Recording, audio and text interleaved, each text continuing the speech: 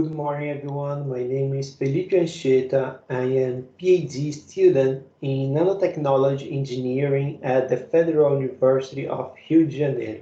The project name by serial nanowires decorated with nickel influence of the incorporation method on the surface reactivity aims to synthesize the serial nanowires by the hydrothermal method, which was obtained with 98% of the synthesis yield. In sequence, the nickel was incorporated by wet and nanoparticle impregnation, urea, and borohydrate deposition to obtain four different structures, a thin layer, and three spherical morphologies with different sizes, 5, 13, and 37 nanometers, and characterize the nanomaterial to obtain the physicochemistry properties. And the nickel serial nanowires and pure serial nanowires were applied on the ethanol steam reforming to obtain hydrogen as a model reaction. Here, the wet impregnation methods depict the highest hydrogen yield